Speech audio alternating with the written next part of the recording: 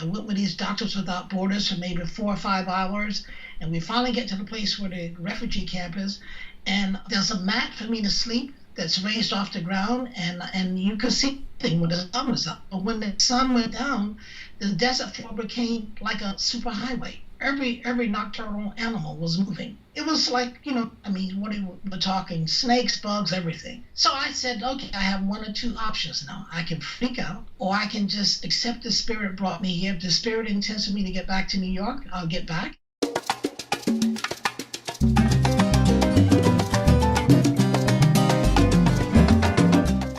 Hey, Common Sensester, if you're looking for acting tips, showbiz insight, interviews, or life lessons, you have come to the right place. Today, I am so excited to introduce to you a gentleman by the name of Chester Higgins, who is a premier photographer. He does not take pictures, he makes pictures. His collection is permanently displayed at the Museum of Modern Art. He has had his work featured in the New York Times, Essence, Ebony, Look, Life, and so many other magazines. And he also has 5 incredible picture books that you don't want to miss out on. Please help me welcome Chester Higgins. Chester, thank you so much for joining us. I am thrilled. First of all, when I first met you and I said you take pictures and you said to me, I make pictures, I could have passed out.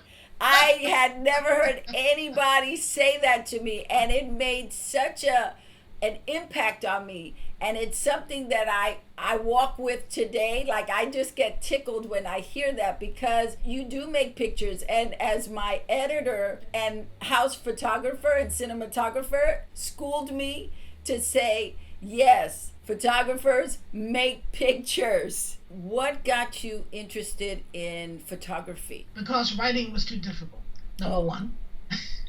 Number two, writing requires translations, and translations are always a treacherous rock to fall on.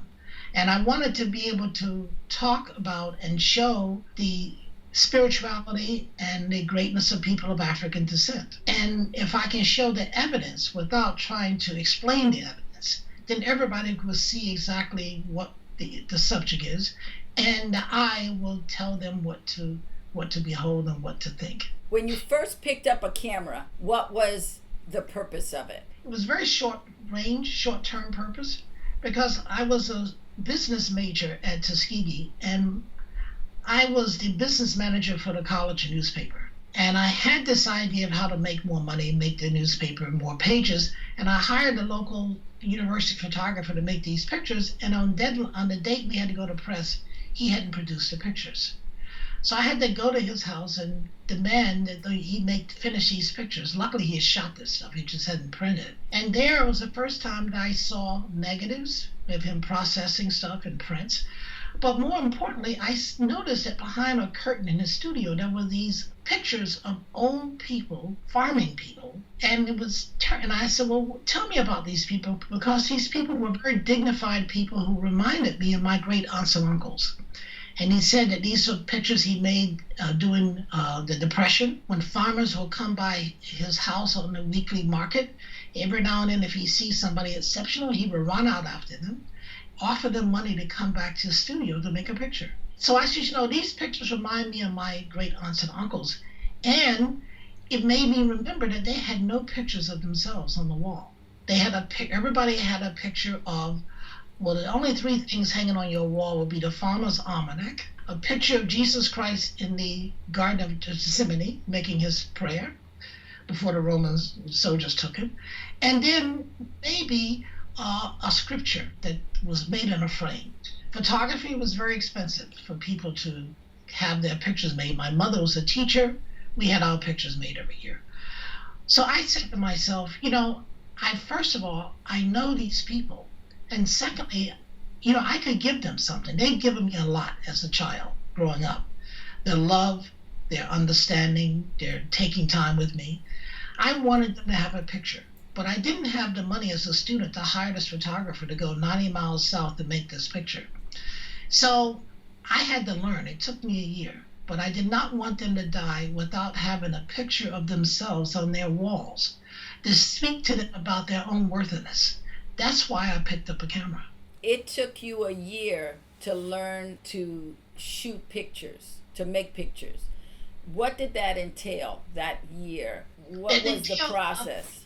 well, it entailed a lot of failure because when I first started making photographs, it was before the time of light meters. So that most of my pictures were either overexposed or underexposed. So I went and I started hanging out with Mr. Polk and asking him about all of his pictures. Who was Mr. Polk? Mr. Polk, the university photographer, was my first mentor.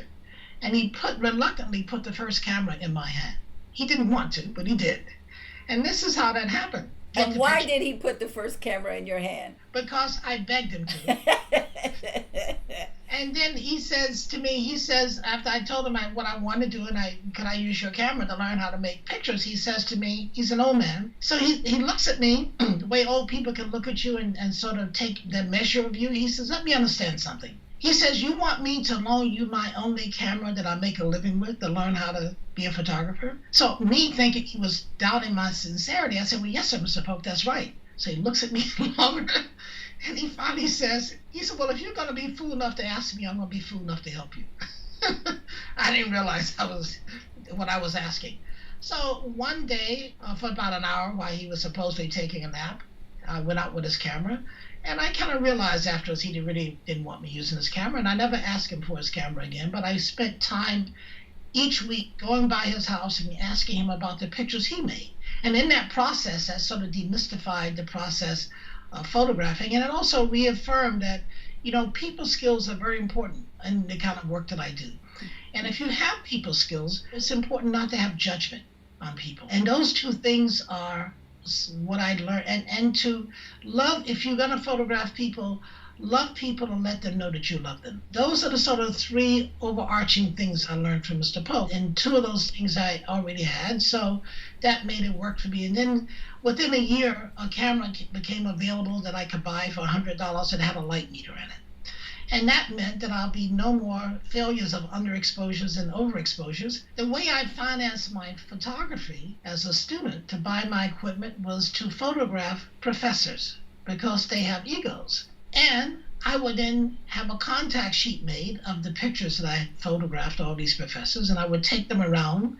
And if they saw a picture they fell in love with, I would be able to make a print and charge them for it.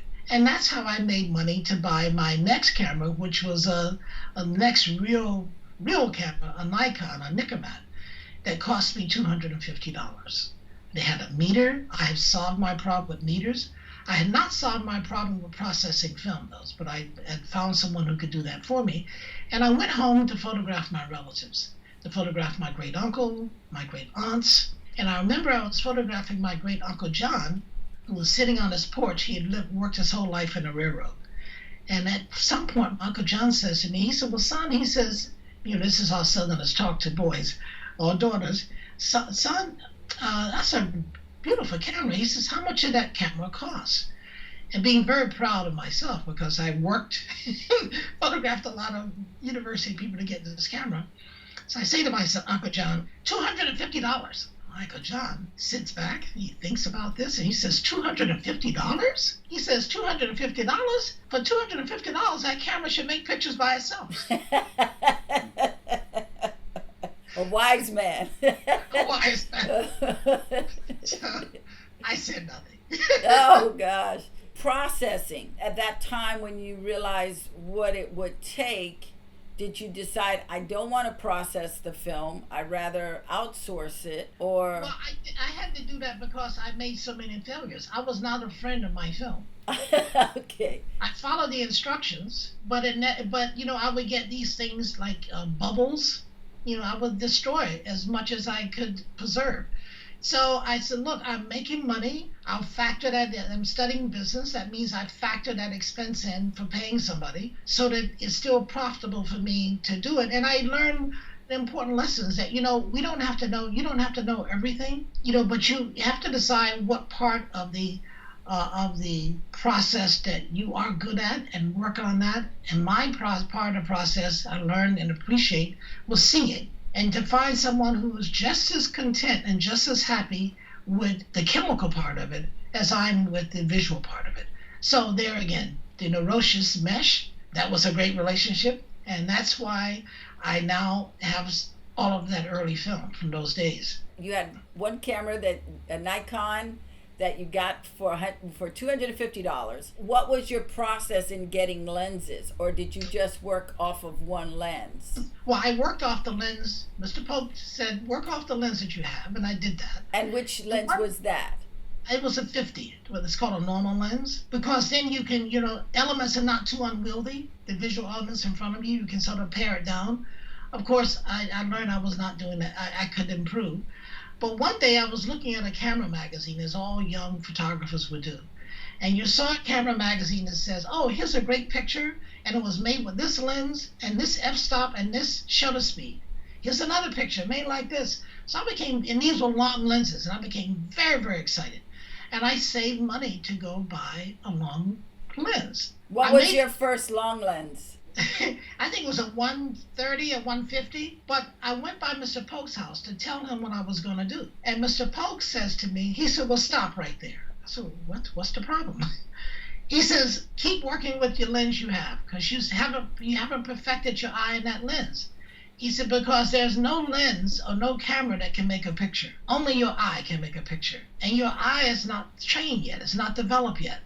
You need to keep working with this. So I followed his advice. And I learned, that he was right. Eventually, I did get a longer lens. But the longer lens, as the longer your lens get, the fewer things are in the viewfinder. So the few elements, but all those elements are still important. And then I think before I went to the long lens, I went to the wide lens to try to just deal with all of these different elements that are reaching out for attention. And how do you wrestle them down into some coherent two-dimensional form that sings? Well, the next year I went to New York, 69. I went to New York. And I went to a newsstand, and I collected all of the magazines that use pictures well. And I called up, and looked to call up the picture editors, and I said, look, I'm a kid from Alabama. There are no photography schools. You see the great photographers. I'm not looking for a job from you, but I am looking for criticism. Can you look at my pictures and tell me what I'm missing? And I went to several of them, and some were helpful, most were not. And I finally went to one at Look magazine, and it was quite fortuitous that while this guy was finishing with me, his boss, a bald-head guy, sticks his head in the door and gives this guy an order. And then he asked him, he said, well, who's this? What is going on? So the guy tells him, he said, well, it's a student from Tuskegee. He wants to learn. So he said, send him into my office when you finish. Well, I look at this guy, we were finished. So he said, well, go down the hall, turn right, Mr. Mostein's office. I had no idea who this guy was. So I go into him, and he said, well, what do you want to do with your camera? I said, well, I want to correct the negative image of people of color. He said, well, that's a pretty tall order. I said, yeah, but that's the only one that matters to me. You asked me what I want to do. He said, okay, well, let me see your work. So I showed him pictures. And he looks at one of my pictures, and he takes out 4 pieces of paper, and he starts moving around the top of the picture. And he was doing what I came to understand was cropping. He says, then he calls me up, and he said, come look at this. He shows me a picture inside my picture I had never seen. It was powerful. He said, that's your picture. He said, all this other stuff don't matter. So that was the beginning of understanding how to find out, to zero in on what did matter, and to make sure that what did not matter was not caught in my frame. And that began a whole summer of mentoring from this guy. So as an African-American man going to Africa, what do you feel the connection is for you? Because it's a place that keeps drawing you, it keeps filling you, so to speak. And creatively, the rewards are huge with your creativity. I agree with you. And I thank you. You're absolutely correct. But in the beginning, I think it felt more like a push-pull, because it's very hard for an African person to feel at home in America. The most brutal definition of an African American is an African without memory and an American without rights. Ooh. Being pushed away from being never feeling that you were embraced in America, it sets up a dynamic where your sense of worthiness is always under attack. your sense of self, because there's no place for you in the family picture, so to speak. I was lucky at being a student at Tuskegee that I got a chance to make friends with African students. Most of the African students at Tuskegee were not undergrad, but advanced students who were studying in the sciences, chemistry, veterinary medicine, what have you. And I became attracted to their music. And this was in the late 60s. 65, Okay. 66, Okay. 67, and I was attracted to their music. And that attraction then led me to conversations by hanging out with them.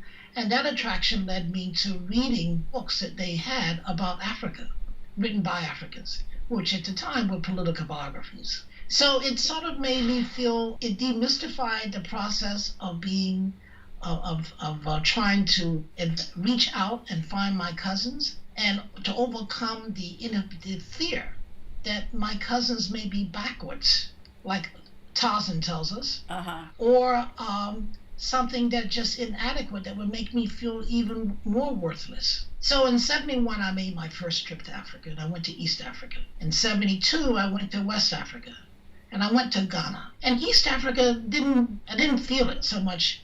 I didn't realize why, but the East African culture is a little more at a distance. It's not that you can't make relationships, but the relationships you make are based really upon doing business with each other. Well, West Africans are a lot more like us. Oh, my brother! You know, my sister! Welcome home! It's kind of, it's what you see is what you get. And people in Ghana, especially, very religious, very honest people. So the living among the Ghanaians and being on Africa, period, was like a weight lifts off your shoulder, because you're no longer in the minority being judged by a majority. You are the majority. Somebody may not like me, but it's not because of what I look like. It's because of something that I do. Big difference. So for me, every summer, every time I had an opportunity to go to Africa, I would go. If I could only spend a week, I would go. When I started working in 75 with the Times, then I was stuck with a week here, a couple weeks there. But until then, I would spend my summers. For 2 summers, I was in Ghana and just hitchhiking from village to village with my camera, but not trying to set up a relationship with people by being a friend who happened to have a camera.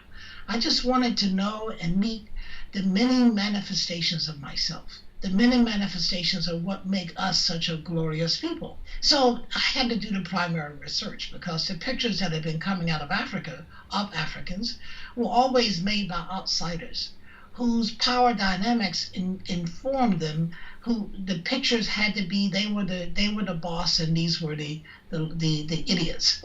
So I had to go and see for myself and embrace my people visually, living with them and enjoying the life that they had. And I think that being from a country town of 800 people really made it easier for me to do that, because growing up here in America, not only are we so sanitized, that's why we have to get inoculations to protect us from the things that people have, but we have so many creature comforts, and some people have problems with letting go of those creature comforts, because if you go and stay in villages, you may not have running water, you may not have a telephone, you may not have a television, but news alert, you don't need all those things anyway, to be able to just relax and have a chill conversation with people. It's the first time I went to a cinema, a movie house, and there was no roof, because Wow. it's dark. You just go inside of a place. It's all open. There may be things surrounding you, and there's no roof, and they project. It's kind of like a drive-in. Yes, except you walk in. Yes, except a walk-in. That's great.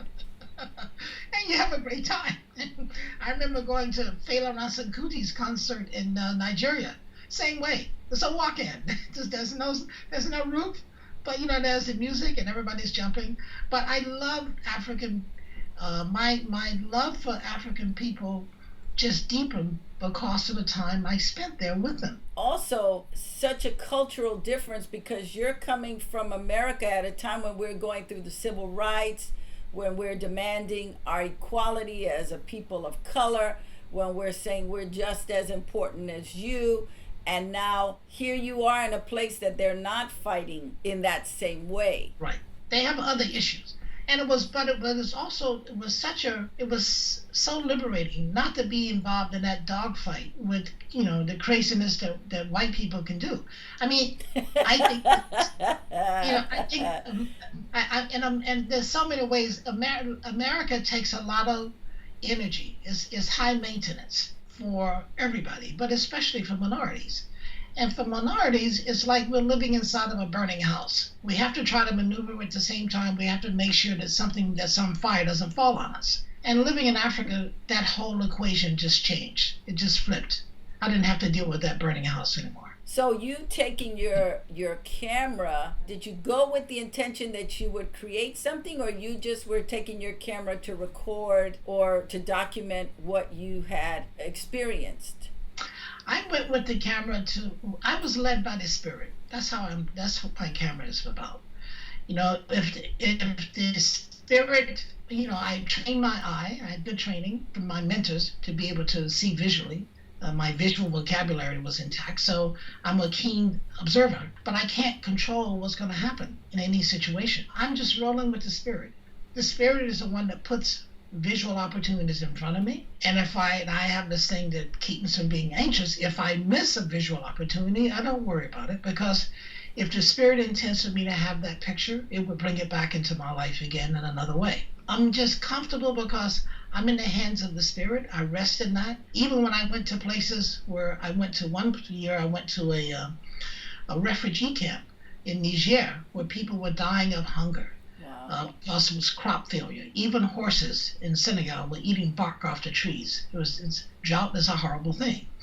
And I flew into this place, Agadez, and then from Agadez I flew into another place, and we took I went with these Doctors Without Borders for maybe 4 or 5 hours, and we finally get to the place where the refugee camp is, and there's a mat for me to sleep that's raised off the ground, and you could see things when the sun was up. But when the sun went down, the desert floor became like a superhighway. Every nocturnal animal was moving. It was like, we're talking snakes, bugs, everything. So I said, okay, I have one or two options now. I can freak out, or I can just accept the spirit brought me here. If the spirit intends for me to get back to New York, I'll get back. Because if something happens to me where I'm at, it would be a year before New York knows that I died. So I just go with the spirit. I love that. That's how it is. This has been an incredible interview. I could do it all day because there's so much wisdom and so much knowledge that you bring to the table, and so much information that opens up the brain. Thank you so much for taking this time to talk to me. I'm excited. And for those of you who loved what Chester was talking about, you can find information on him below in the description, as well as websites and information to get a hold of his books. So thank you for joining us. We'll see you next time on Common Sense Mamita.